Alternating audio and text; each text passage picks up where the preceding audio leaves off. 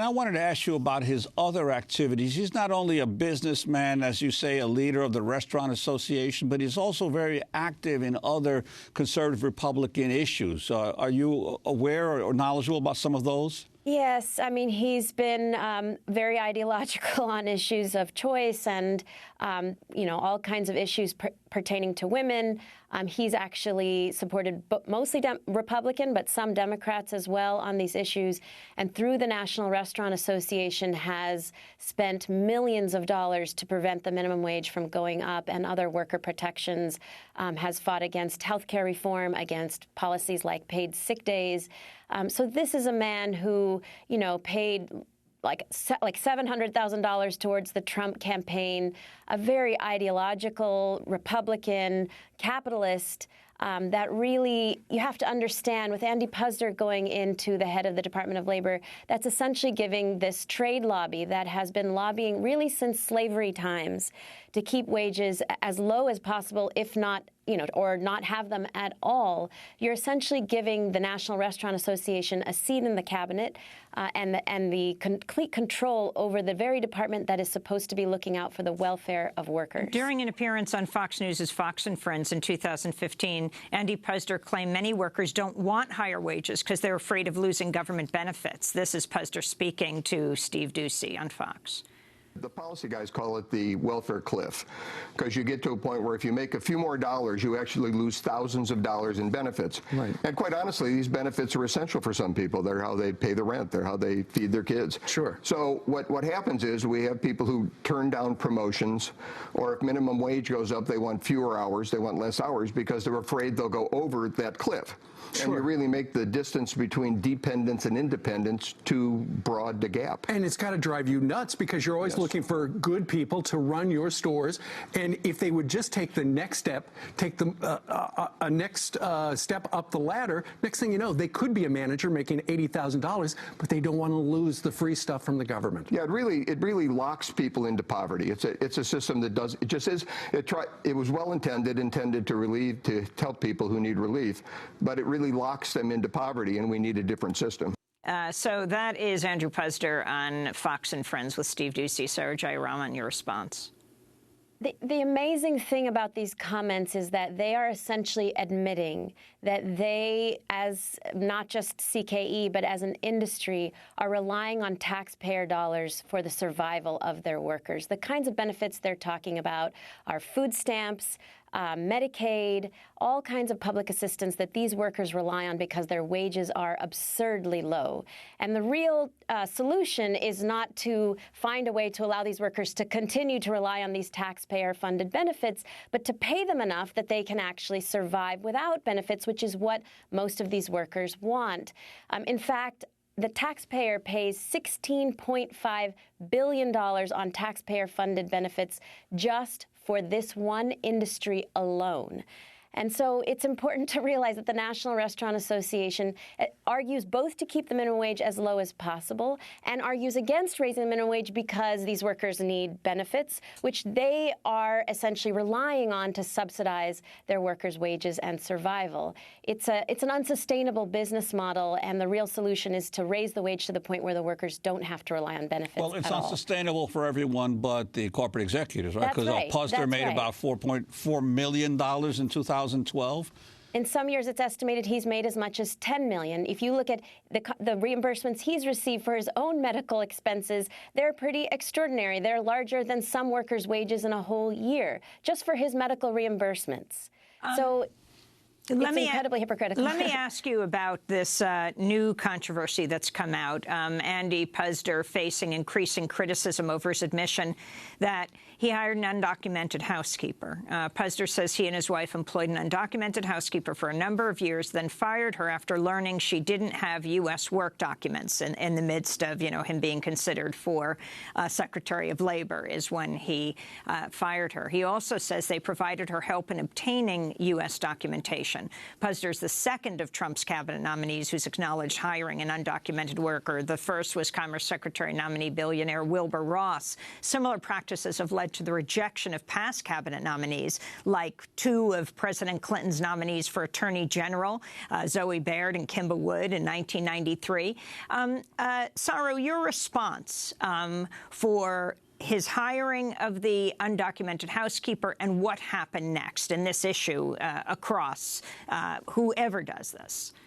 I think the key question is, if this man didn't know that his domestic worker was undocumented, then why didn't he pay taxes for her employment from the first place? Why did he, when he said he learned about her status, then go say he went back and paid back taxes?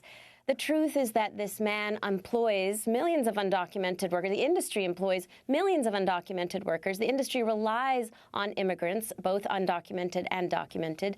The National Restaurant Association has said many, many times that the industry would collapse without these workers. The real question is, under what conditions do these workers survive and work in this country?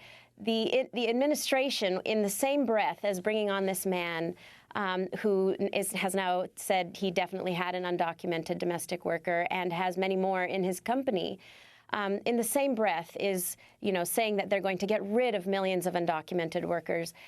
When you put the National Restaurant Association, which has said so many times that its industry would collapse without these workers, in charge of a cabinet position, you know that they don't really actually want to get rid of these workers. They want to create a climate of fear in which workers, like robots, won't speak up, won't complain about anything at all.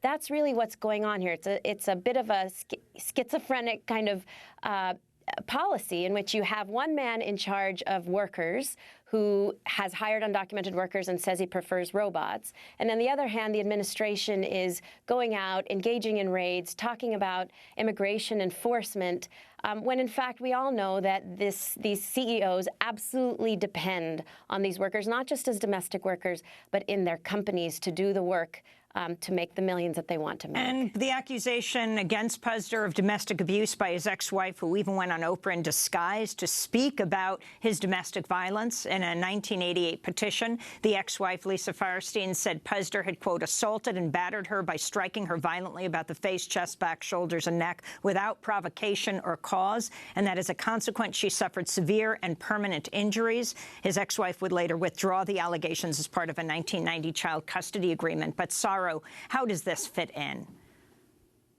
I won't comment to what happened to his wife since she withdrew her charges. I will say it's important to keep that in mind as you look at the ads. You've seen these ads of Carl's Jr. restaurants in which they have nearly naked women holding up burgers in front of their breasts, or lying on the floor eating a burger, or feeding burgers to each other in naked positions. And then you look at the data from our report and other reports showing that young women, often very young women, 16, 17, 18-year-old girls, were harassed, grabbed, assaulted in various ways. As I said, told by customers, why aren't you dressed like the girls in the ads? Clearly, this is a man who doesn't respect women at all, is fine with women being degraded in his ads, and has said, well, ugly women don't sell burgers. And then is also fine with young women being assaulted in his restaurants when they're trying to do their job. I mean, 2/3 of women in our survey said that they had been sexually harassed in various ways. That's 1.5 times the rate of the rest of the industry, which already, by the way, has 5 times the rate of sexual harassment of the entire rest of the economy. So you're talking about the worst sexual violator of any company in an industry that's already the worst sexual harasser of any industry. And this is the man who's in charge of the welfare of women workers in our country. It's horrific. And finally, Saru, while we have you on as an organizer of the restaurant, as an organizer of Rock, I wanted to ask you about these raids across the country, over 600 people. In a moment, we're going to speak to the Senate president in California. The effect on working people and Carl's and Hardee's all over the country and beyond, of course, what this has meant. Yeah, this industry, as I said, is the largest employer of undocumented workers, of immigrants, of all different kinds of Muslim immigrants. And what we are seeing is that these raids, these actions are really meant to strike fear in the heart of workers, to keep them from speaking up, to keep them from doing anything that would expose themselves or make themselves a target. And what we need to do as a nation, as an industry, is stand up. Many of our employers have come forward and formed something called sanctuary restaurants, not saying that they're going to harbor undocumented immigrants, but really saying they're going to stand by their workers of all identities. And we as workers just need to continue to resist because we can't allow them to think that we're going to roll over and be afraid when they engage in these kinds of actions, which is precisely their point. So actually on March 8th, International Women's Day, we are calling for a national action on the Department of Labor. We will be gathering in front of the Department of Labor with thousands of women workers from across the country. Saru, I want to thank you for being with us. Saru Jayaraman of Restaurant Opportunity Centers United. And we want to thank Maggie Guerrero, the former Carl's Jr. employee, for joining us from California. When we come back,